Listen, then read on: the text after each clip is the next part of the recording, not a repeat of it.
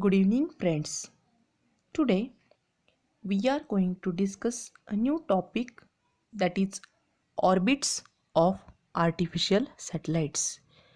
Yesterday we have seen that how the artificial satellites are revolving around the earth.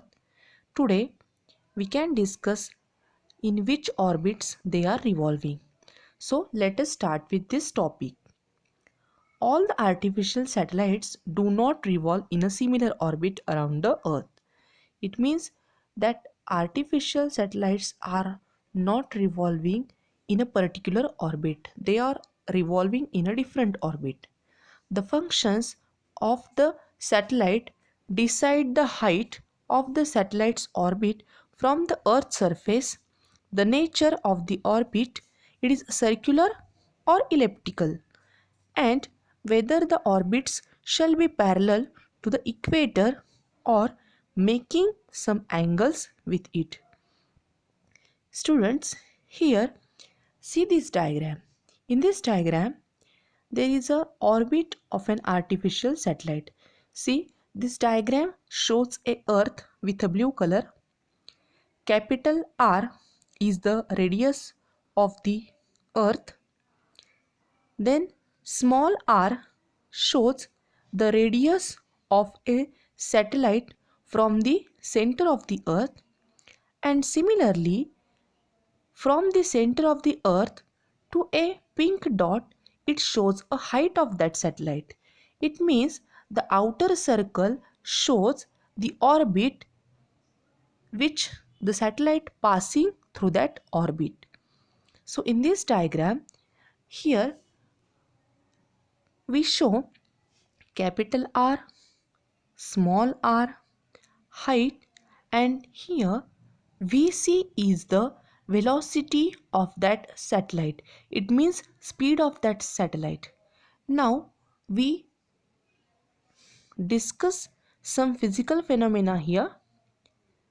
In this diagram, m is small m. Suppose m is the mass of that satellite and it shows with a small m. It revolving around the earth in an orbit of height h with its speed vc. Then the gravitational force will be act on this satellite also. So here a centripetal force can be mvc square upon r. This is the formula to find the centripetal force. So here we know that small r is the radius of the satellite from the center of the earth. So here we can see this derivation. Here the centripetal force is provided by the gravity of the earth. It means the centripetal force and the gravitational force are equivalent between the earth and the satellite. So here the derivation is given to you. So mvc square upon capital R plus h, this is the formula of centripetal force, and we know that the gravitational force will be gmm upon R plus h bracket square. So we see here what is mean by g and what is the value of g. M, capital R, small h, and capital R plus h. So here in this derivation, g is the gravitational constant and the value of that constant will be 6.67 into 10 raised to minus 11 Newton meter square per kg square. Capital M is the mass of the earth and that is 6 into 10 raised to 24 kg. Capital R is the radius of the earth. We can learn in that diagram. So value of that radius is 6.4 into 10 raised to 6 meter. It means it is 6400 kilometer. Small h is the height of the satellite above the earth's surface. we have already seen in the diagram. And capital R plus h is the radius of the orbit of a satellite. So if we solving this derivation, that is mvc square upon r plus h is equal to gmm upon r plus h bracket square. So we write to the left side, that is vc square. M can go to the other side, small m can go to the other side, so gm small m upon r plus h into, on the left hand side, small m is in the numerator, so it will go to the denominator, so m will get cancelled. Second, r plus h in the left side goes to numerator, so that r plus h and r plus h square, there is also a 1 r plus h will be cancelled. So we get a directly derivation written here, that is vc square is equal to gm upon r plus h. And we have to find the speed of that satellite, so we take a square root on both the sides, so we get a derivation vc is equal to square root of capital G capital M upon capital R plus h. This is the derivation to find the velocity of a satellite. We can use this formula to solve the examples.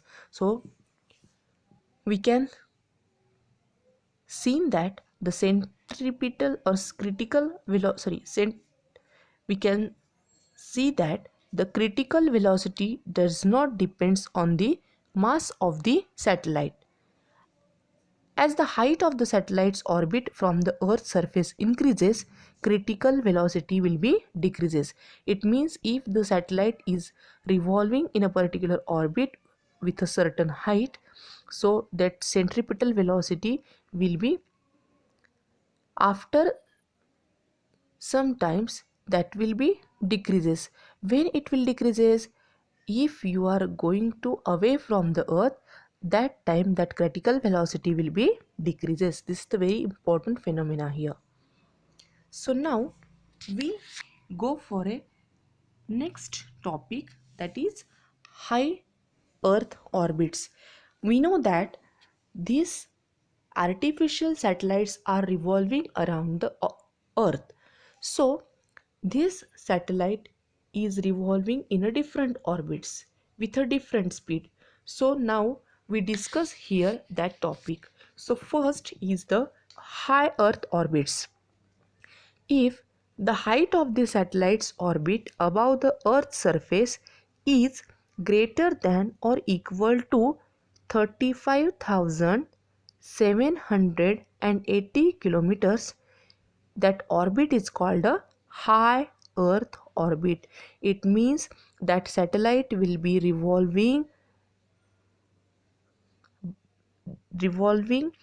in a particular orbit with a height 35,780 kilometer. So it is revolving in this orbit. It complete a one revolution in a 24 hour.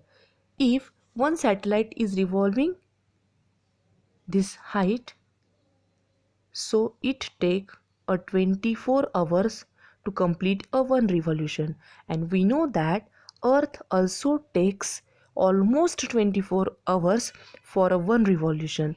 It means both the revolution can be completed in a 24 hour. So if the satellite is revolving in an orbit parallel to the equator, the time of revolution for the earth around itself, and that for the satellite to revolve around the earth being the same. It means both are same. The satellite will appear to be stationary with respect to earth. Suppose the passenger in a one vehicle and another vehicle moving parallel to him with equal velocity appears to be stationary. It means suppose we play some game. One student is revolving in a first circular path. Second student in revolving in a different circle with the same radius. So if we tell them you just run on that path, both the student can start with a point and they both are running, and when they are coming again that point A after completing one revolution, both takes a same time. So this is a called as a stationary. So here these satellites are called the geosynchronous satellite.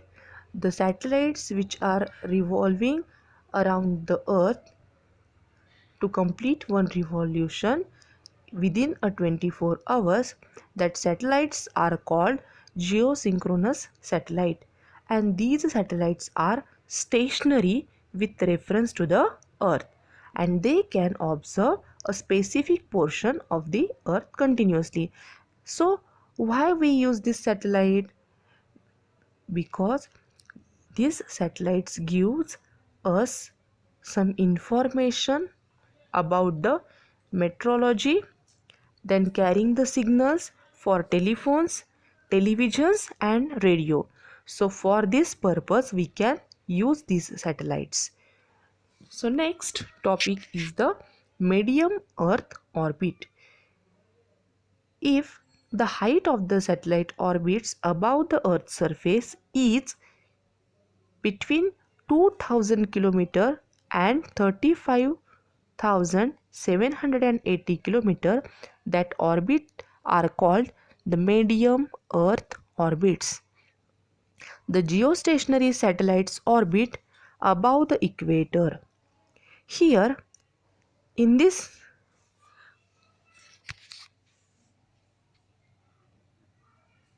orbit, they are not useful in the study of polar regions. For this purpose, elliptical medium earth orbits passing over the polar region. So these orbits are called polar orbits, and these orbits or these satellites complete a one revolution in 2 to 24 hours. It means these satellites are revolving in an elliptical path, and for complete one revolution it takes 2 to 24 hours. So why we use this satellite? We use these satellites for taking information about the global positioning. Satellites revolving in such orbits, and we collect some information from the earth. So that's why we use this satellite. And the third one is the low earth orbits. If the height of the satellite's orbits above the earth's surface is in between 100 km up to 2000 km, that orbits are called low earth orbits. And why we use these types of artificial satellites? So we used for the scientific experiments and atmospheric studies revolves in the lower earth orbits, and these satellites are complete a one revolution within a 90 minutes, as well as International Space Station and Hubble telescopes are also revolve in a low earth orbit. This is the use of these artificial satellites. Now we see how these orbits can be shown. So in this diagram we can see a earth in the middle. There is a circular path, that is MEO, it means medium earth orbit, and the second MEO, it is elliptical path, can be seen in this diagram. Next is the LEO, it means low earth orbits, which is nearest to the earth. And the last one is the HEO, means the high earth orbits, which is far away from the earth. You can see all these orbits are seen in this diagram and how they will be work. So you just draw this diagram in your notebook. Now we going for the next topic, that is satellite launch vehicles. We know that, or we observe that artificial satellites are revolving in a different orbit with a particular speed. So now how we launch this artificial satellite, that can be seen in this topic. So let us start with the satellite launch vehicles. The satellite launch vehicles are used to place the satellites in their specific orbits, and it is based on the Newton's third law of motion. And the launch vehicles used a specific type of fuel. In these satellites, we use some specific types of fuel. The gas produced due to a combustion of the fuel expands due to its high temperature and is expelled forcefully through the nozzles at rear side of the launch vehicles.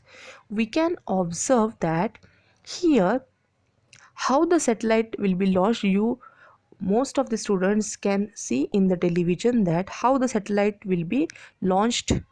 So at that time there is a no public area is used for the launching, because it is very harmful fuels can be used in that satellite. So every person is far away from this launching. So you just saw all these things in your TV. Now how it will be work, now we discuss here. The structure of the launch vehicle is decided by the weight of the satellite and the type of a satellite orbits. The fuel of the vehicle also depends on these factors.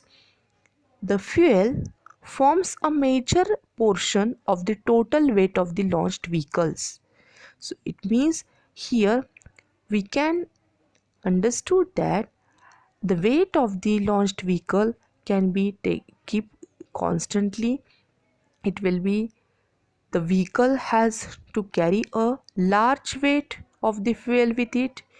To overcome this problem, so launch vehicles with a more than one stage are used.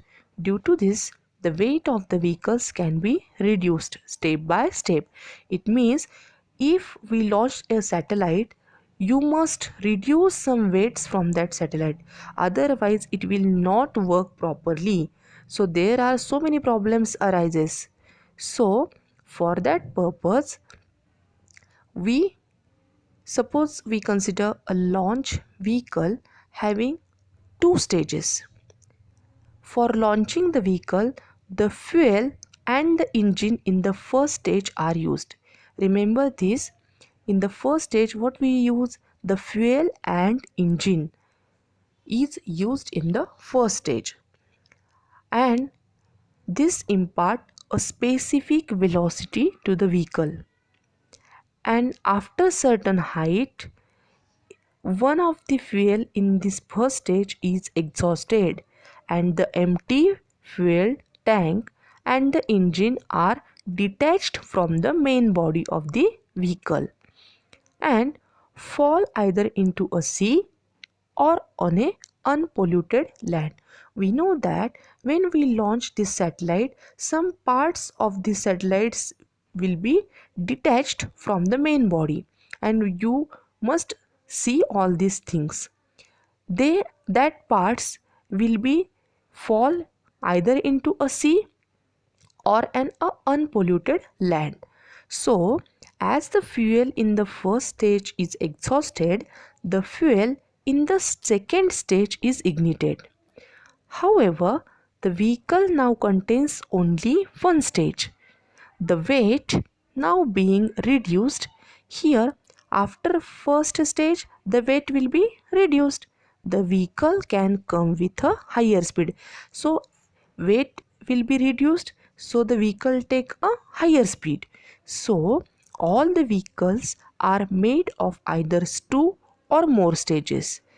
So the structure of a polar satellite launched vehicle, it means PSLV, developed by ISRO of India, is shown in the diagram. Now go for this diagram. The structure of PSLV made by ISRO, you can see in the diagram. In the first stage, engine using a solid fuel which provides the initial thrust. After launching this satellite, these parts are detached from the main body. Next, when we are going to the first stage using the solid fuels. In the second stage, we use a liquid fuel. In the third stage, using a solid fuel. In the fourth stage, using a liquid fuel. And when this satellite is going to some particular orbit, then place for a satellite that part only revolving in a orbit. In the second diagram, it is a space shuttle. How the space shuttle can work? So see here, students. First, when we launch this satellite, space shuttle going with a particular speed to a particular orbit, then after some time, when the fuel is reduced, at that time some parts of that main satellite will be separated. That is a separation of booster rockets. Then they can take a more speed, so they go faster. And after some time, the separation of fuel tank will be happen. So here also the fuel tank can be reduced from the main body part, and they take another speed, so they go faster. And after some period of time, the satellite is revolving in a particular orbit, and it take its own speed, that is a velocity vc, and they are revolving in a particular orbit. That orbit will be a low earth orbit, or it will be a medium earth orbit, or it will be a high earth orbit. So here they can take their own speed, and we know that at which distance they can, how to revolve, we can see in the last topic. So here, like this way, the satellite is revolving in a particular orbit. This is the structure of how the space shuttle or how the satellite is launched. So here the launch vehicles are so costly. We know that every part of that satellite will be very costly, because they can be used only once. We cannot use that parts again and again. So USA has therefore developed a space shuttle. In a previous years, this part can be used only one time. After some research, USA found that they can develop a space shuttle which return to the Earth except for the fuel tank, and it can be reused in a multiplication launches. So USA has developed this type of space shuttles which can be used again and again for the multiple launches. So this is the launching of a satellites. In the today's lecture, we can see how the artificial satellites are revolving in orbit, then how that orbits are at a particular distances, and how that orbits are working. Then we can also see that how the satellites launched. So today, for the day, we will stop here. Thank you.